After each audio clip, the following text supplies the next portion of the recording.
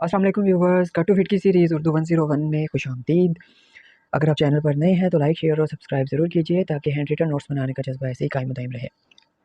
उर्दू 101 के सिलसिले में बात करते हुए कल हमने लेक्चर नंबर 19 डिस्कस किया, जिसमें हमने जनाब नसर के इर्तिका, उसलूब, तरक्की और तरवीज में जो अवामिल कार फरमा थे उनका जिक्र किया। इन अवामिल में सबसे अहम उलमाए कराम की काविशें थीं।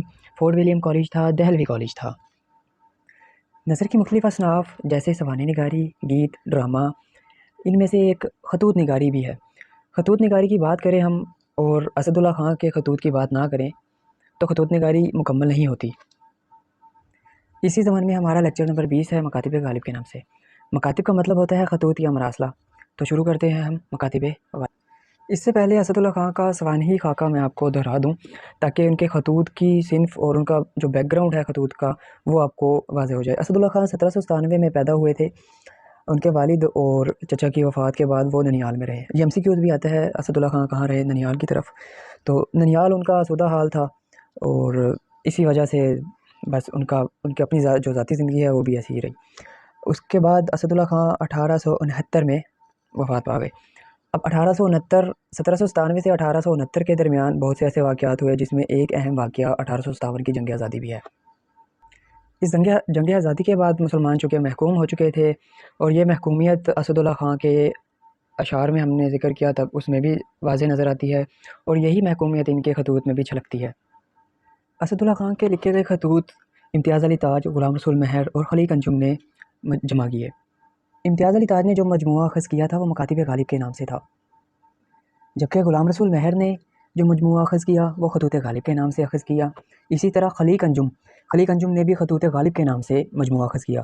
एमसीक्यूज़ के हवाले से सवाल है कि खलीक अंजुम ने कितनी जिल्दों में किया, तो 3 जिल्दों में खतूत गालिब के नाम से उनके खतूत का मजमूआ किया था।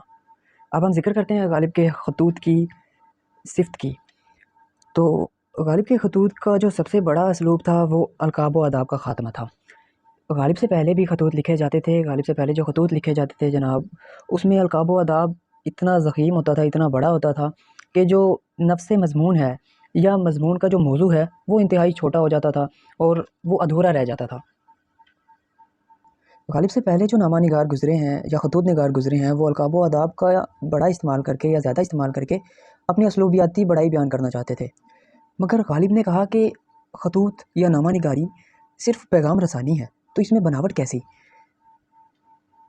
गालिब के खतूत का अगर हम मुतालिया करें तो हम देखेंगे कि वो शुरू ही ऐसे मियाँ, बरखुरदार, भाई साहब, बंदा परवर इस तरह से करते हैं और अगर कुछ ज़्यादा ही मोहब्बत उमड़ आती तो वो मेरी जान के चैन, मियाँ सरफराज हुसैन, मेरे मेहरबान, मेरी जान, इन अलक़ाबात, इन अल्फाज का इस्तेमाल कर लेते। उसके अलावा गालिब का बेसाख्तगा और बर्जिस्ता अंदाज़ होता था। बेसाख्तगी और बर्जिस्तगी का मतलब ये होता है कि किसी किस्म की बनावट नहीं होती थी। बर्जिस्तगी का मतलब ये होता है कि फ़िलबदी का मतलब होता है कि ऐन मौके पर बेफ़िक्र होकर अपनी बात कह देते थे। किसी किस्म का कोई बनावट नहीं होती थी। शायद बनावट ना होने की एक वजह ये भी हो सकती है कि गालिब को अंदाज़ा नहीं था कि उनके खतूत जमा किए जाएँगे या जो भी बात हो, लेकिन गालिब के खतूत की ये सबसे नुमायाँ खूबी यही है, अलक़ाबात व आदाब का ख़ात्मा, बेसाख्तगी और बर्जिस्ता अंदाज़ होता था उनका। दूसरी अहम ख़ुसूसियत की तरफ अगर हम जाएँ तो दुआ सलाम और तारीख़ का मुख्तसर करना है। गालिब अपने खतूत में इंतहाई इख्तिसार से काम लेते थे। अगर हम मुताला करें जो कि लेक्चर नंबर 21 में करें भी गए, उनके खतूत में दुआ सलाम की जगह पे वो इस्तेमाल करते हैं सिर्फ़ जीते रहो, खुश रहो, इस तरह के अल्फाज़ात इस्तेमाल करते हैं। ये इंतहाई इख्तिसार और बख़ीली से काम लेते थे दुआ सलाम में। गालिब के नामा निगारी की अगर तीसरी वस्फ़ मैं ज़िक्र करूँ तो वो नामा निगारी में मुकालमाती अंदाज़ को अपनाना है। मुकालमाती अंदाज़ का मतलब ये है कि गालिब जब ख़त लिखते थे वो ये समझ कर नहीं लिखते थे कि मैं नामा निगारी कर रहा हूँ या खतूत लिख रहा हूँ, इसका जवाब बाद में आने हैं। उनके खतूत को अगर हम मुताला करें तो ऐसा लगता था कि जिसे वो ख़त लिख रहे हैं वो उनके सामने बैठा है और जवाब दे रहा है। तो ये उनके खतूत की नुमायाँ खूबी थी, मुकालमाती अंदाज़ को अपना। और इस चीज़ का अंदाज़ा गालिब को ख़ुद भी था। वो अपने खतूत में कहते हैं कि ये ख़त लिखना नहीं, मुकालमा है। दूसरी जगह वो कहते हैं कि मुझ में और तुम में नामा निगारी नहीं, मुकालमा है। गालिब के खतूत के अगले वस्फ़ की तरफ अगर मैं बढ़ूँ तो वो शोखी और ज़राफ़त है। शोखी और ज़राफ़त की एक किस्म ब्लैक ह्यूमर है। इसमें ऐसा मिज़ाह होता है जिसे पढ़कर एक लम्हे तो तबस्सुम आता है, मगर अगर उसको सोचा जाए, उस बात को सोचा जाए तो अगले ही लम्हे एक ख़ास किस्म का गम व अंदोह की कैफ़ियत तारी हो जाती है। میں نے بتایا کہ غالب کا دور میں جنگ آزادی ہوئی، 1857 کی جنگ لڑی گئی، جس میں انہوں نے مسلمانوں کو حاکم سے محکوم ہوتے ہوئے دیکھا، تو اپنے نامہ نگاری یا خطوط نگاری میں وہ اس پہلو کو بھی زیر بحث لاتے ہیں۔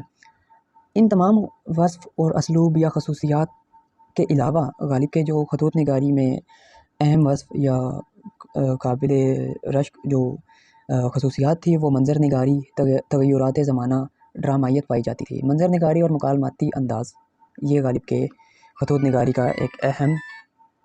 تو ویورز، یہ تھا آج کا ہمارا لیکچر نمبر 20۔ لیکچر نمبر 20 میں جو سوال بن سکتے ہیں وہ یہ ہے کہ غالب کے خطوط کا مجموعہ کنہوں نے کیا اور کس نام سے کیا۔ جو دوسرا سوال بن سکتا ہے وہ یہ ہے کہ غالب کے خطوط کا اسلوب کیا ہے یا غالب کے خطوط کی صفت کیا ہے۔